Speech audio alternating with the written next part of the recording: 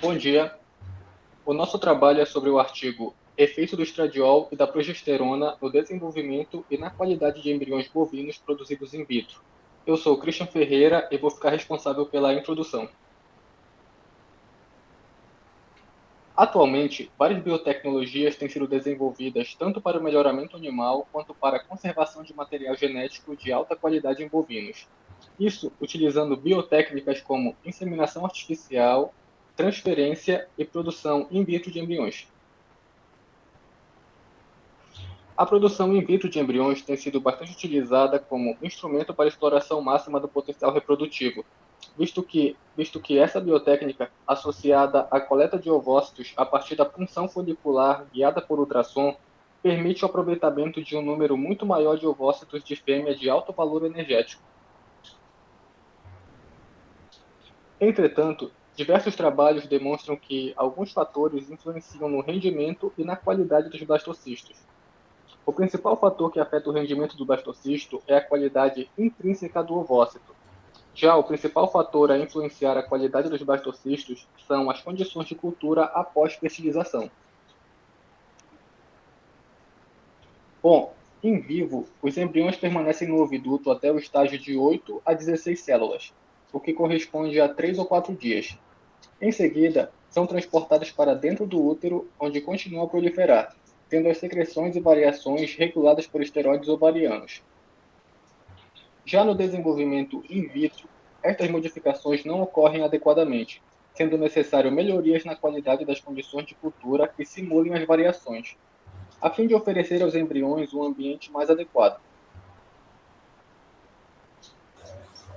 Em vista disso, o objetivo deste estudo foi avaliar o efeito dos esteroides ovarianos, do estradiol e da progesterona sobre as células epiteliais do oviduto bovino, tanto no desenvolvimento quanto na qualidade de embriões bovinos produzidos in vitro.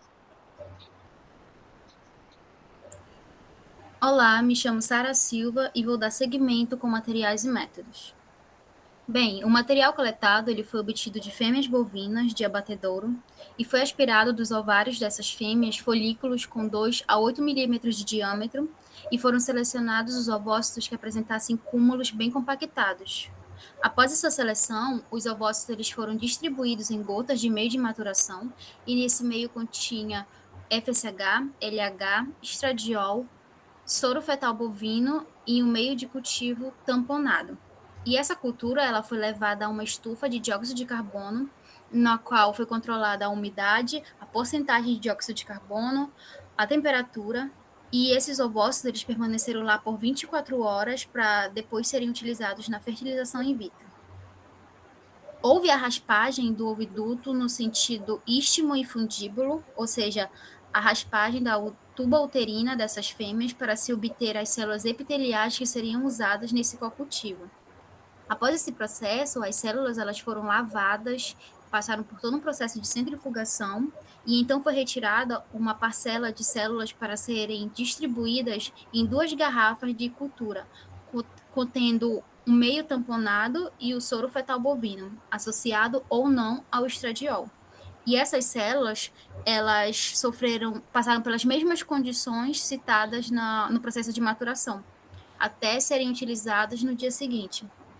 Passadas 24 horas da maturação, foram feitas novas lavagens nessas células, mas agora elas foram suplementadas com soro fetal bovino e albumina sérica bovina, associada ou não à progesterona. Bem, na hora da fertilização, os sêmens eles foram descongelados e avaliados quanto à sua motilidade.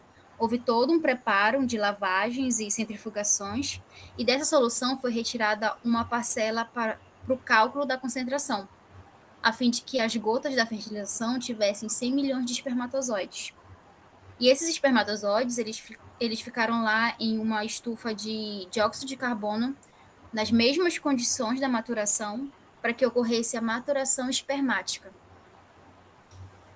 Passado as horas da maturação, os ovócitos que mostraram boa expansão das células do cúmulos, elas foram colocadas nas gotas de fertilização, já contendo esses espermatozoides capacitados.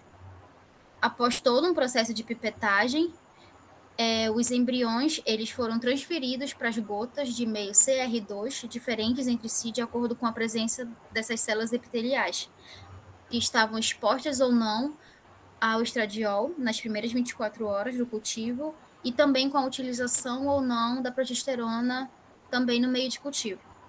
E o experimento ele foi constituído, então, de 3 grupos experimentais. O grupo 1, com as células epiteliais e os 2 hormônios.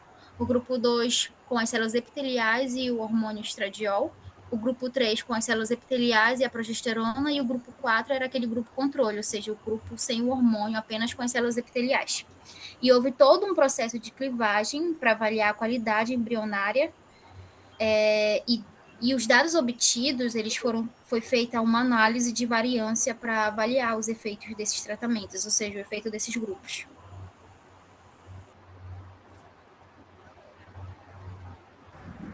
Oi, eu sou a Janaína Boíba. E quanto aos resultados e discussões, os grupos 1 e 2, que foram tratados com estradiol, não apresentaram melhores resultados quanto à proporção de zigotos que clivaram, sendo porcentagens de 53,5% e 56,3%, em comparação ao G4, que não continha adição de hormônios, apresentando uma porcentagem de 51,7%. Foram feitas pesquisas anteriores semelhantes a essa, e essas pesquisas apresentaram resultados similares na comparação entre os grupos tratados com hormônio e o grupo controle. Em relação ao desenvolvimento de embriões, nos grupos 1, 2 e 4, houve alteração nas taxas de eclosão, e isso pode ter acontecido em decorrência do número reduzido de células dos blastócitos do grupo 4, porque os padrões de eclosão diminuíram de 23,3% e 23,2% para 19,3%. Possivelmente, essa diminuição é uma consequência do aumento na regulação dos receptores hormonais. O grupo 3 foi o que apresentou os menores índices de clivagem no experimento, uma porcentagem de 34,5%, e ele foi menor do que o grupo 1, que também associava a progesterona ao meio de cultivo e tinha a adição do estradiol também. A diminuição na clivagem pode ter sido uma consequência do não estímulo do estradiol nas células dentro de um período de 24 horas, e com isso não houve a regulação dos receptores. Quanto às taxas dos blastocistos, nos grupos que continham o estradiol, no caso G1 e G2, não foram diferentes das taxas do grupo controle. Porém, esses índices semelhantes sofreram mudanças na eclosão, em que o grupo 1 e 2 mantiveram padrões mais altos do que o grupo 4, assim como a diferença na quantidade de células dos blastocistos. Dado o fato de que o grupo 4 não recebeu estímulos nem do estradiol e nem da progesterona, os índices de desenvolvimento embrionário acabaram sendo menores. E o hormônio responsável pela estimulação das células para a produção de glicoproteínas e que auxilia no fator de crescimento é o estrógeno, além de auxiliar também nos receptores de estrógeno, de estradiol e progesterona. Meu nome é Felipe e vou dar continuidade aos resultados. Bom, a utilização da progesterona sem o estradiol em G3 no cultivo de células epiteliais de ovócitos bovinos inibiu os padrões de clivagem, de blastocistos e de eclosão, comparado com os resultados do grupo 4. Sendo assim, a progesterona possivelmente deve desempenhar alguma ação negativa sobre o desenvolvimento embrionário até o estágio de blastocisto. O grupo 1 e o grupo 2 apresentaram taxas de eclosão maiores que os outros grupos, sendo o G4 diferente do grupo 3.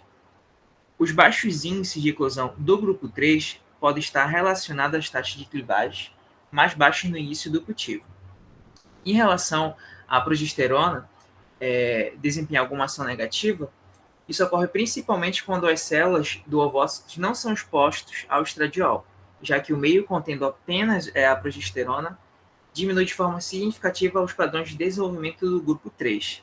E esses baixos índices de eclosão do grupo 3 podem não ser uma baixa capacidade do embrião de eclodir, visto que a progesterona aumenta a quantidade de células dos blastocistos quando comparado ao grupo 4, que atua sem o hormônio.